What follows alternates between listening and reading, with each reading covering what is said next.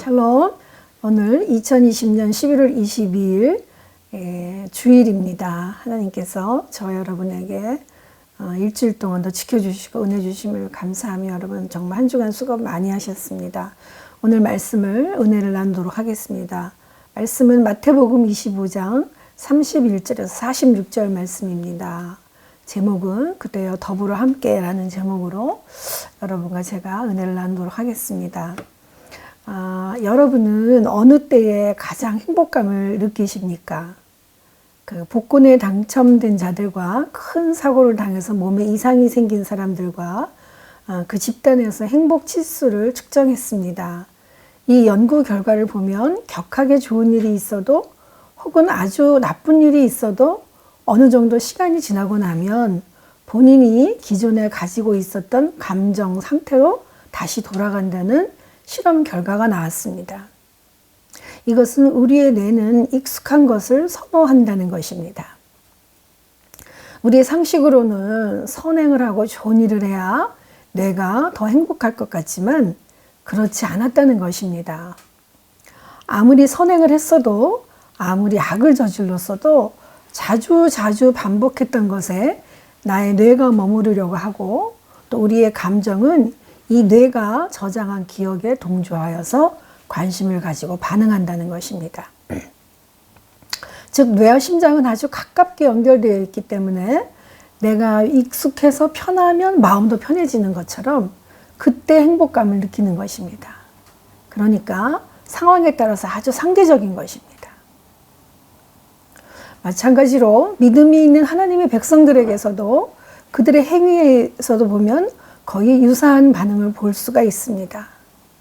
그래서 믿음 생활의 반복과 훈련, 교육 이런 것들이 우리의 믿음의 열매에 아주 많은 영향을 끼칠 수가 있는 것입니다. 오늘 본문에서는 하나님 나라가 임박한 이때에 주님께서는 자신의 백성들이 어떻게 살아가며 믿음의 열매를 어떻게 준비해야 하는지를 알려주고 계십니다. 먼저 34절하고 34절 그리고 40절을 읽도록 하겠습니다. 양은 그 오른편에 염소는 그 왼편에 두리라. 그때의 임금이 그 오른편에 있는 자들에게 이르시되 내 아버지께 복받을 자들이여 나와 창세로부터 너희를 위하여 예비된 나라를 상속받으라. 임금이 대답하여 이르시되 내가 진실로 너희에게 이르노니 너희가 여기 내 형제 중 지극히 작은 자 하나에게 한 것이 곧 내게 한 것이니라 하시고 아멘입니다. 우선 우리가 하나님의 관심이 어디에 있는지를 알려면 먼저 양과 염소를 왜 한 우리에 같이 키우고 구분하시는지를 살펴보아야 합니다. 당시 목자들은 양을 키우면서 반드시 몇 가지 다른 종류의 짐승을 함께 키웠다고 합니다. 즉, 개, 나귀, 말, 그리고 염소도 함께 키웠습니다. 개는 양을 돌보기 위한 것이고 나귀와 말은 먼 곳으로 양을 데리고 갈 경우에 목자의 운행수단이었습니다. 그리고 양과 염소는 함께 키우면 이 성질이 난폭하고 이기적인 염소가 한꺼번에 몰려드는 양들을 이리저리 흩어놓음으로써 양들이 서로 치여 죽는 것을 방지한다고 합니다. 또 이리가 달려들 때에 반항하는 염소의 성질로 다소간 양들을 보호하기도 한다는 것입니다. 그러나 분명한 것은 이제 저녁에 우리로 들어갈 때에는 양과 염소를 반드시 갈라놓아야만 하는데 이때 양들은 추위에 강하기 때문에 아무 데서나 자도 괜찮지만 염소들은 추위에 약하여 따뜻한 곳에서만 재워야 하기 때문입니다. 자, 예수님께서는 이런 배경으로 마치 목자가 양과 염소를 구별하듯 마지막 종말에 가서 자신의 심판주로서 의인과 악인, 구원받을 자와 구원받지 못할 자, 그리고 하나님의 자녀와 사단의 자녀를 엄격히 구별하게 될 것이라고 비유로 말씀하고 계십니다. 바로 하나님의 관심은 여기 오늘 오른편에 세워놓은 양들에게 있습니다. 양들은 상대적으로 염소보다 훨씬 가치가 있어서 양이 있는 오른쪽의 자리는 명예의 자리였습니다. 양이 우리의 개와 나귀와 말과 염소가 같이 있는 것도 사실은 양을 보호하기 위한 보조동물들이었습니다. 그만큼 양을 끝까지 지키고 보호하기 위해서 주인이 관심을 가지고 있는 것처럼 하나님께서도 늘 양에게 먼저 관심을 갖고 계신 것입니다. 그러므로 양은 오늘 오른편에 세워진 자는 아버지께로부터 복받을 자라고 하시고 계십니다. 그리고 여기서 복받을 자들이란 표현은 종말의 심판 때에 영원한 영광에 함께 참여하게 될 그리스도의 보좌 우편에 선 자들이 그 자들에 대한 호칭입니다. 이들은 하나님의 구속 계획에 의해서 이미 오래 과거 창세전부터 구원받기로 작정된 자들이었음을 의미합니다. 하나님께서 창세전에 이미 하나님의 백성을 선택하시고 또한 백성들이 상속할 영원한 나라를 세우사 구원의 날에 상속할 수 있도록 예비하셨습니다. 축복받을 자들이란 자신이 앞으로 복을 받을지 아닐지 자신이 이미 결정하고 내가 선택하는 것이 아닙니다. 이것은 전적인 하나님의 선택입니다. 그리고 중요한 것은 그날 복받을 자들의 행함에 대해서 말씀하신 것입니다. 즉 지극히 네 형제의 작은 자 하나에게 한 것이, 지극히 작은 자란 여기서 아주 미미한 자를 가리키는 말로 소외받고 고통받는 자들을 말합니다. 결국 예수님께서는 지금 소외받고 고통당하는 자에게 선을 행하는 것이 곧 예수님 자신에게 행한 것이라고 하시면서 동일시하고 계십니다. 즉 여기서 작은 자는 주님이시므로 동일시된 그 주님을 기억하기를 원하신다는 것입니다. 기억은 어남네시스라고 해서 즉 기념입니다. 그래서 고린도전서 11장 24절에 나를 기념하라. 성찬식에 주님을 기억하라. 이것은 하나님의 자녀가 된 자신의 부모가 부모를 자녀가 기억하듯 그분의 뜻대로 살아가며 그분을 닮아가는 것을 기억하는 것입니다. 기억이란 어떤 인상이나 지각, 관념 등을 불러일으키는 정신적 기능으로 사람이 경험한 것을 특정 형태로 저장하였다가 나중에 다시 재생하거나 재구성하는 현상을 기억이라고 합니다. 그러므로 기독교는 체험의 종교입니다.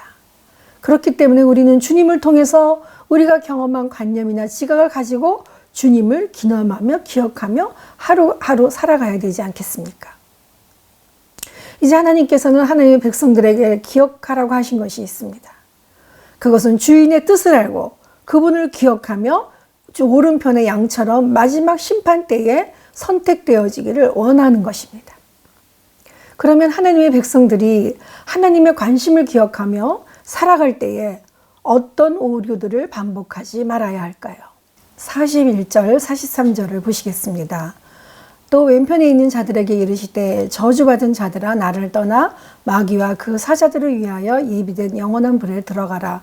내가 줄일 때에 너희가 먹을 것을 주지 아니하였고 목마를 때에 마시게 하지 아니하였고 나그네 되었을 때에 영접하지 아니하였고 헐벗을 때에 옷 입히지 아니하였고 병들었을 때에 옥에 갇혔을 때에 돌보지 아니하였느니라 하시니,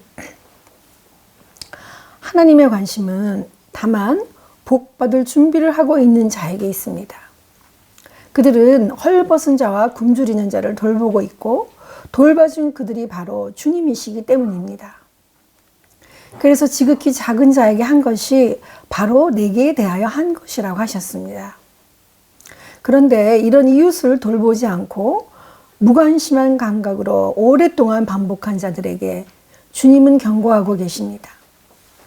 사실 이런 자들의 반복된 악행과 습관들은 뇌를 무뎌지게 만듭니다. 내가 깨닫지 않고 기능하지 않으니까 이웃사랑이라는 마음이 움직이지 않는 것입니다. 그들이 만들어가는 세상에는 이웃과 함께 살아가는 영혼과 영생이라는 개념이 없습니다. 이 땅 위에서 인생이 끝이라고 생각하며 마음대로 하고 싶은 대로 삶을 살아가므로 그들에게는 이웃이 없을 수밖에 없는 것입니다. 그리고 오늘 본문은 저주받은 자들이 생명이신 그리스도를 떠나 필연적으로 바깥 어두운 데 쫓겨날 것임을 말씀하고 있습니다. 결국 주님과 그의 왼편에 처한 저주받을 자들과의 관계가 영원히 단절될 것임을 분명히 예견하고 계시는 것입니다.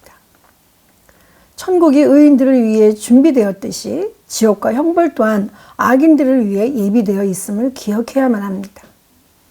또한 악인들은 이웃과 형제들과의 관계에서 마땅히 행해야 할 것을 행하지 않으므로 정죄의 대상이 되고 있습니다. 이것은 먼저 믿음을 가지고 선택되었다고 생각하는 유대인들과 바리새인 그리고 인간의 악행과 교만으로만 또 로마인들에게까지 그들에게까지 정말로 경종을 울린다고 볼 수가 있는 것입니다. 시인 유시하는 이렇게 말했습니다. 소금이 바다의 상처라는 걸 아는 사람은 많지 않다. 소금이 바다의 아픔이라는 것을 아는 사람도 많지 않다. 그 눈물이 있어 이 세상 모든 것이 맛을 낸다는 것을. 그렇습니다. 우리의 이웃은 눈물 없이는 살 수 없는 사람들입니다. 그들은 헐벗고 병들었고 옥에 갇혀 있고 나그네 되었고 배고파서 울고 있는 사람들입니다. 이들의 눈물이 있기에 세상이 세상다워지는 것입니다. 이렇듯 우리의 삶의 순간순간도 눈물 없는 삶은 없습니다. 고난이 있어야 행복의 진가를 알듯이 말입니다. 우리는 종종 눈물 없이 가는 곳, 고통 없이 가는 곳이 하나님 나라라고 생각합니다. 그러나 하나님 나라를 이룰 때까지 주님의 고난의 눈물을 잊어서는 절대 안 될 것입니다. 주님의 고난에 동참하지 않은 구원은 없기 때문입니다. 이것은 마치 소금이 바다의 아픔이며 고통이라는 것을 아는 것처럼 말입니다.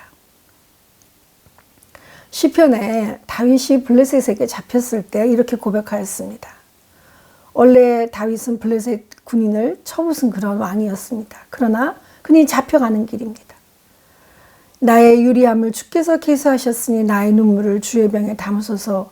이것이 주의 책에 기록되지 아니하였나이까? 라고 눈물로 기록했습니다. 그렇습니다. 우리와 우리의 이웃은 지금 모두가 눈물을 흘리고 있습니다.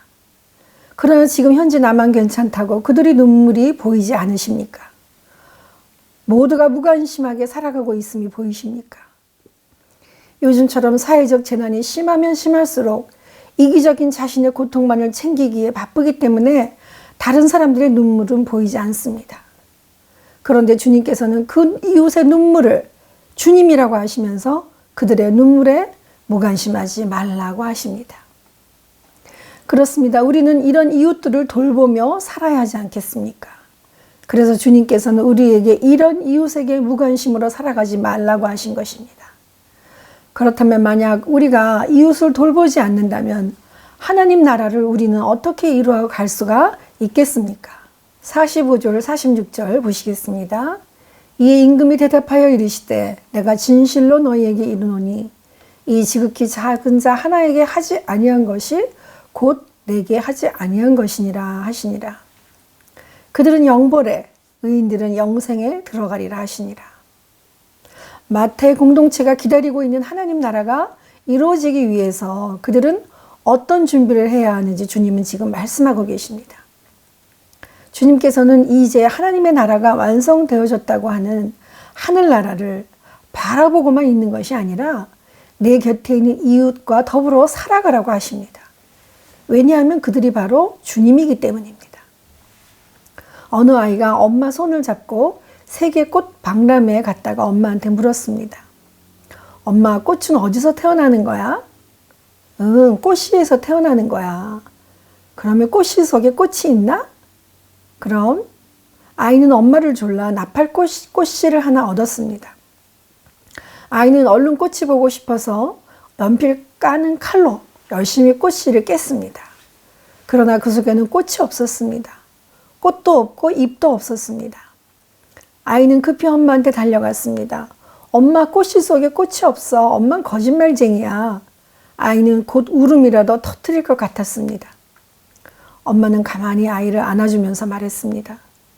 꽃씨 속에는 꽃이 분명히 있어. 다만 하늘의 바람과 햇살, 땅의 흙과 물이 한데 마음을 합쳐야만 꽃은 피어날 수 있는 거야. 꽃을 피우는 것은 우리 사람이 아니란다. 맞습니다. 하나님 나라라는 꽃을 피우기 위해서 꽃이 하나만으로 꽃이 필 수 없듯이 이웃과 공존하여 더불어 사는 삶이 바로 하나님 나라인 것입니다. 그렇지만 우리는 마치 어린아이처럼 꽃이 하나만 가지고 꽃을 피울 수 있을 것이라고 생각하고 살아가고 있습니다.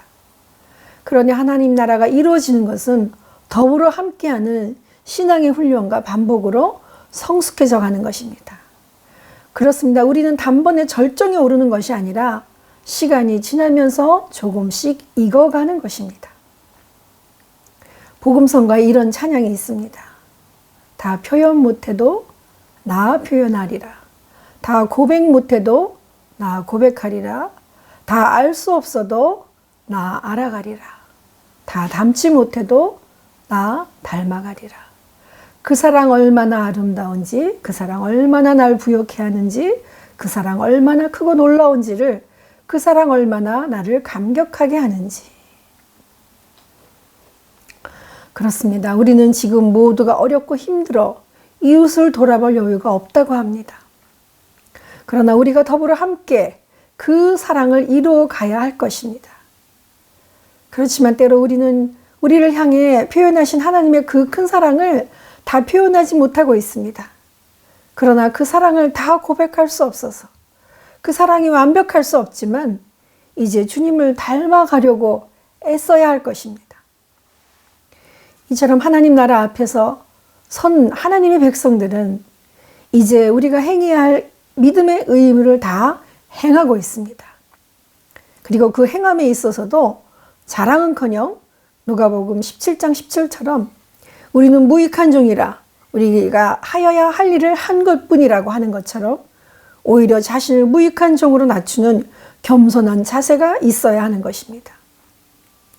우리는 주님께서 허락하신 십자가의 공로로 구속받은 사람들입니다. 이 구속의 사실을 기억하며 주님이 우리를 사랑하셨듯이 우리는 이웃들과 공존하며 주님의 사랑을 전해야 할 것입니다. 나아가서 이들 이웃과 함께하며 하나님의 나라를 만들어 가야 할 것입니다. 그렇다고 하면 주님께서는 주님을 기억하며 이웃과 더불어 주님의 사랑을 실천하는 자들에게 어떤 약속을 허락하십니까? 에베소서 1장 21절 22절은 모든 통치와 권세와 능력과 주권과 이 세상뿐 아니라 오는 세상에 일컫는 모든 이름 위에 뛰어나게 하시고 또 만물을 그의 발 아래에 복종하게 하시고 그를 만물 위에 그의 머리로 삼으셨느니라. 아멘입니다. 그렇습니다. 이 세상은 영원한 하늘나라를 만들어가며 살고자 하는 의인들을 통해 모든 통치와 권세와 능력을 허락하신다고 약속하십니다. 왜냐하면 그 영원한 하늘나라의 머리로 세우신 분이 바로 예수 그리스도시기 때문입니다. 그리고 주님께서는 우리를 양이라고 하셨습니다. 여호와가 우리 하나님이신 줄 너희는 알지어다. 그는 우리를 지으신 이시요 우리는 그의 것이니 그의 백성이요 그의 기르시는 양이로다. 감사함으로 그분에 들어가며 찬송함으로 그 궁정에 들어가서 그에게 감사하며 그의 이름을 송축할지어다. 영원한 하늘나라로 들어간 자에게 주님의 은혜가 있을지어다. 아멘입니다. 기도하겠습니다.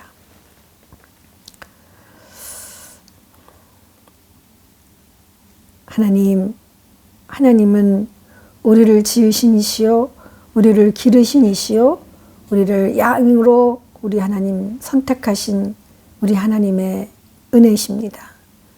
하나님, 오늘도 주님께서 우리를 주님의 보좌 우편에 앉히시고 내가 너와 함께하며 내가 너를 구원하였고 내가 너를 통해 온 세상을 이루어 갈지이다라고 약속하신 주님의 귀하신 축복의 말씀을 기대하며 이 자리에 나왔습니다. 하나님께서 우리에게 약속하신 그 말씀을 정말로 우리 이 땅의 삶에 실천하기를 간절히 기도합니다. 지극히 작은 자에게 하나에게 한 것이 우리 주님께 한 것임을 잊지 아니하고 무익한 종으로서의 삶을 살며 우리의 하여야 할 일을 한 것뿐이라는 주님께만 영광 돌리는 삶으로 축복하여 주시옵소서. 아직 모든 해제들이 풀리지 아니하여서 격리가 풀리지 아니하여서 정말 우리가 때로는 옥에 갇힌 듯하며 때로는 우리가 모든 생활과 격리되어 정말로 외롭고 슬프고 쓸쓸하고 마음을 어디다 토로할 수 없는 가난한 이웃의 심령이 되었습니다. 하나님, 우리의 심령을 위로하여 주신 귀한 말씀으로 오늘도 함께 해주셨사오니 주 성령님께서 그들의 마음을 찾아가 주시고 우리들의 아픈 구석구석을 만져주셔서 위로의 하나님이시며 모든 것을 새롭게 하신 능력의 하나님을 믿으며 주님 앞으로 하늘나라로 향하는 그 기쁨을 더욱더 찾아가며 나아갈 수 있도록 은혜를 더하여 주시옵소서. 감사드렸고 예수님의 이름으로 기도드리옵나이다. 아멘.